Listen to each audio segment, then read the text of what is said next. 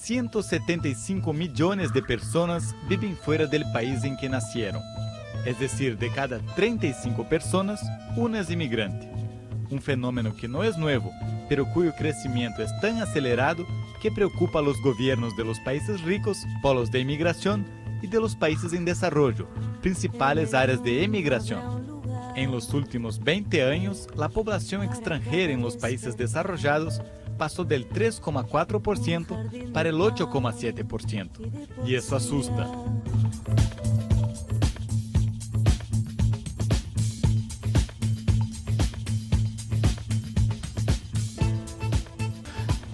Durante 5 siglos, América Latina recibió centenas de miles de inmigrantes. En el caso de Brasil, primero fueron portugueses y africanos. Más tarde llegaron alemanes, italianos, polacos, ucranianos, japoneses, sirios y libaneses. Estos dos últimos equivocadamente llamados turcos, a causa del pasaporte que traían emitido por el Imperio Otomano. Pero en las últimas décadas, este fenómeno se ha invertido. 25 millones de latinoamericanos viven fuera del país. La mayoría en Estados Unidos, 18 millones. Pero los destinos se están diversificando, principalmente hacia Europa y Japón. Uno de los ejemplos más representativos es el de los ecuatorianos. Pero la cuestión económica no es la única. La violencia, por ejemplo, también es causa de la movilización de las personas. Colombia es el principal ejemplo en el continente. Tendencialmente, lo que se reconoce es que a partir del año 2000 más o menos, los colombianos que salen básicamente por causa del conflicto. La proximidad física y la facilidad de comprensión del idioma son factores que influyen sobre la migración intrarregional. Según datos oficiales, hay 70.000 bolivianos en Brasil, pero entidades de derechos humanos dicen que esta cifra puede llegar a 200.000. Peruanos en Chile son más de 100.000, la mayoría mujeres. Huyendo de la guerrilla, se estima que 300.000 colombianos estén en Ecuador. Mi nombre es Pedro Gutiérrez, tengo 43 años, mi esposa tiene 37 años, tengo 3 hijos. El lugar donde nosotros vivíamos, fuimos presionados por la situación de orden público que vive Colombia, y los grupos al margen de la ley, llámense guerrillas o paramilitares, en determinado momento han querido que ingresemos a sus filas. Y como hemos sido personas de paz y al no aceptar, pues entonces nos declaran no gratos dentro de la región y nos colocan horas de plazo para salir, o de no, la integridad física personal de nosotros y nuestra familia pues estaría en peligro. La historia de Pedro es solo una entre los millones de personas obligadas a dejarlo todo para escapar de la violencia en Colombia, principal origen de refugiados en Latinoamérica y uno de los casos más preocupantes del mundo. Un confronto interno entre las Fuerzas Armadas oficiales, grupos guerrilleros y paramilitares. Y quien más sufre con la guerra es la población civil. 40 años de conflicto que obligaron a 500.000 de personas a dejar el país como refugiados.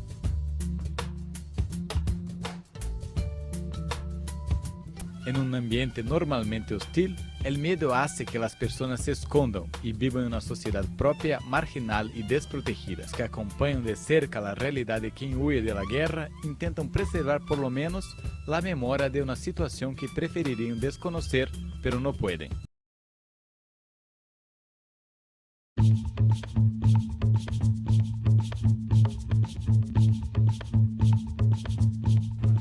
Cada 7 segundos nace un ciudadano estadounidense. Cada 13 segundos muere un ciudadano estadounidense.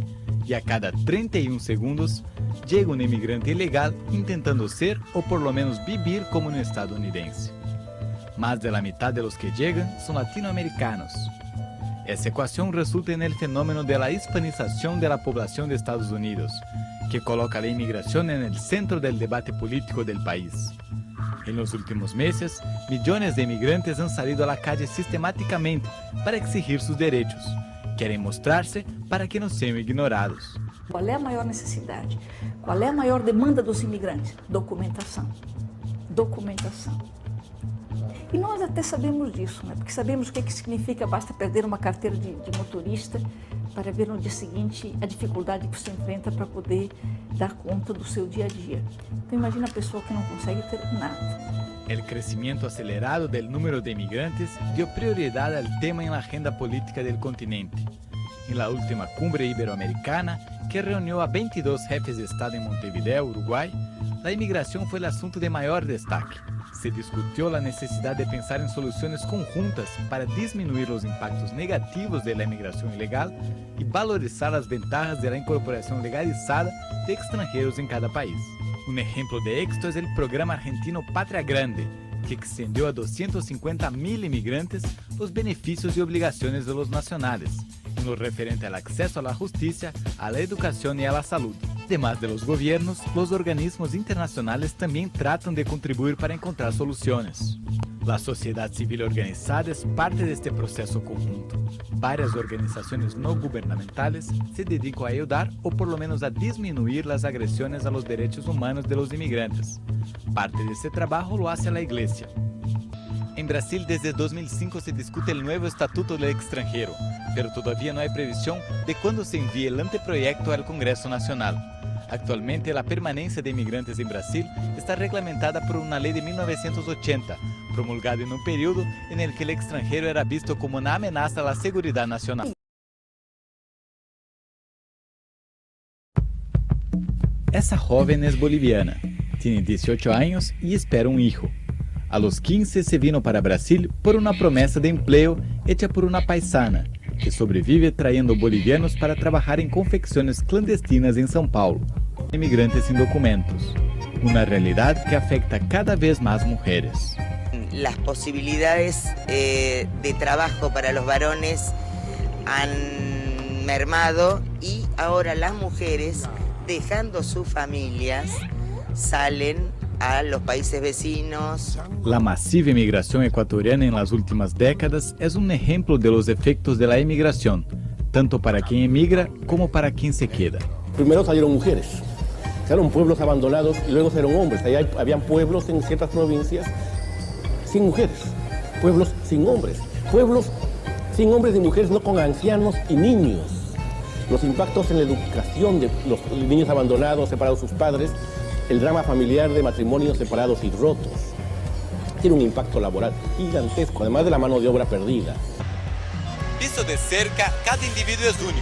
Tiene su historia, su cultura, sus costumbres y características propias. Pero visto de lejos, sea hombre o mujer, nativo o inmigrante, todos tienen el derecho de pasar desapercibidos, como uno más entre la multitud. Pero eso no siempre es lo que ocurre. Essas dificultades hacen con que los inmigrantes procuren unirse, formando guetos aislados del resto del país donde viven. En São Paulo, por ejemplo, muchos bolivianos conviven solo entre sí y no se sienten parte de la sociedad brasileña. Ese proceso es llamado transnacionalización. Quanto mais, às vezes é divergente a cultura de grupo ao outro, aí se acentua, às vezes, a necessidade do novo grupo se encontrar mais, celebrar mais as próprias festas, porque tem mais dificuldade de sentir-se contemplado na cultura do outro. Pero quien deja la tierra natal para obtener mejores condiciones de trabajo, en general se esfuerza mucho y acaba trayendo beneficios a la comunidad en que decidió vivir. Pero muchas veces eso no es reconocido. Las principales fuentes de recursos externos de América Latina no son diferentes de las otras partes del mundo. El 80% de las exportaciones de Venezuela y el 40% de las de Ecuador las constituyen el petróleo. La agricultura y la industria representan más del 60% de las exportaciones argentinas y brasileñas, pero es otro recurso el que está haciendo la diferencia en la economía de la región: los giros de trabajadores que viven en el exterior. En los últimos 25 años, el volumen de giros para América Latina duplica cada 5 años y llegaba a $60.000 millones en 2006, de los cuales 45.000 millones proceden de inmigrantes en Estados Unidos, tanto documentados como indocumentados. El envío de remesas es probablemente el programa de reducción de pobreza más efectivo en Latinoamérica.